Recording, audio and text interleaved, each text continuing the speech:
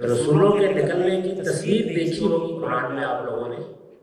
मसलन हज़रत सालेह के बारे में या हज़रत लूत के बारे में कुरान कहता है कि इसमें फैसला हो गया और ज़्यादा तरद्दुद की ज़रूरत नहीं है। नहीं करीब, ये बस एक रात रह गई है, वो सुबह करीब आ रही है जिसमें इस कौम को हम मिटा के बिल्कुल रेत के ज़र्रों की तरफ घेर लेंगे। आप फलां और फलां को लेके निकल जाइए और निकल जाइए में आपको कुरान में देखिए क्या कहा है, पीछे मुड़ के नहीं देखो। वो कुछ होने वाला है जिसका तुम तसव्वुर नहीं कर सकते। तो वहां कौम भी बिल्कुल मुतय्यन है, फैसला हो रहा है और पैगंबर निकल के जा रहा है। वो निकल के गया है तो बिल्कुल ये हुआ कि थोड़ी मोहलत देकर या फौरन वफात हो। और उसके बारे में भी बता दिया है कि फिर कोई आगे का मसला पैगंबर के साथ नहीं होता, बल्कि फैसा भारत का फलसफ में इरादत में करता है।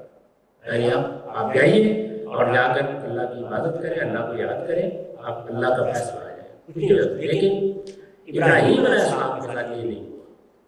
वो अपनी कौम पर इमाम हुज्जत के बाद जब उनकी कौम पर अज़ाब आ गया तो वो निकले वहाँ से, और निकले तो उनको ये कहा गया कि अब आप इस इलाके में आ जाएंगे। अल्लाह कीजिए कि इराक का शहर उर है जहाँ से वो निकले, उसी इलाके के मुत्तसिल इलाकों में ऊपर जाकर उनसे कहा गया कि अब आप अपने एक बेटे को एक जगह आबाद करें और वो कनान का इलाका है, उसको मुतय्यन किया अल्लाह ताला, और उधर हरम की तामीर नौ करें और वहाँ दूसरे बेटे को आबाद करें। दोनों बेटे इसहाक भी और इस्माइल भी पैगंबर बना दिए, किसी कौम की तरफ नहीं भेजे गए, उनको पैगंबर बना दिया गया। इसहाक बिल्कुल एक बेआबाद जगह पर कनान में अपनी जिंदगी की इब्तदा करते हैं। उनकी अपनी औलाद है, अपने बेटे हैं और खानदान कबीला बनना शुरू हो जाता है। हमें मालूम है, पूरी दास्तान कुरान ने सुनाई है कि कैसे इसहाक के बेटे याकूब थे, वो भी पैगंबर बना दिए थे, वो भी नबी थे।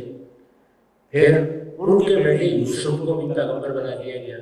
तो इस तरह गोया बनी इसराइल की कौमी हैसियत नुमाया होना शुरू हो गई। अल्लाह ने उनको पैगंबरी या नबूवत की हिदायत से सरफराज फरमा के बनाकर दी, ये कौम मुंतखब हो गई। दूसरी जानिब इस्माइल, उनके बारे में कहा गया कि वो हरम के मुतवल्ली होंगे और उन्हें वहाँ आबाद किया जाएगा। अल्लाह ताला ने इब्राहीम से उन्हें मांग लिया। यही चीज़ कुर्बानी की सूरत में एक तमसील के उसलूब में दिखाई गई और फिर वो वाक़या पेश आया, जिससे आप सब वाकिफ हैं। उसका नतीजा भी सामने आ गया और अल्लाह ताला ने बता दिया कि मेरे पेश नज़र हरगिज़ ये नहीं था कि इसकी गर्दन पर छुरी चला दी जाए, ये मेरे लिए खास है। ये इस चीज़ को कुर्बानी की तफसील में दिखाया गया था। चुनांचे वो हरम के हवाले कर दिए गए और उनको भी, उनकी वालदा को भी इब्राहीम अलैहिस्सलाम ने वहाँ आबाद कर दिया।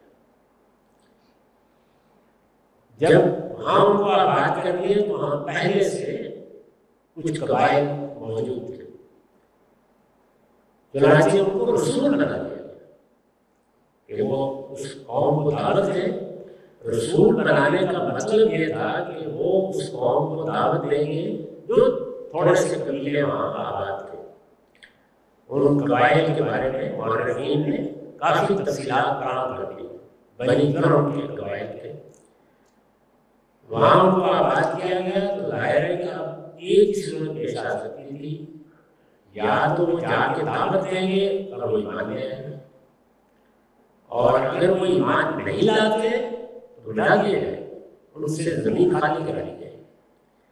ये खाली कराना चूँकि ज़रूरी था तो इसलिए महज नबी नहीं थे, वो रसूल भी थे। कुरान ने उसकी वलाद की है, इस्माइल को हमने रसूल बना दिया। अल्लाह ताला का बड़ा करम हुआ और वो ये कि वो सब के सब उनका ईमान ले आए, उनके साथी बन गए। जिस तरह वो हरम की जिम्मेदारियाँ अंजाम देते थे वो भी अंजाम देने लग गया। गोया ये और वो मिलकर ایک قوم بن گئے، ایک امت بن گئے، وہی لوگ ہیں جن کی اولاد عرب ہے، وہی قبیلے پرانے چلے آ رہے ہیں، اور اسماعیل علیہ السلام کی اولاد بنی اسماعیل بنی قحطان وہی قبائل۔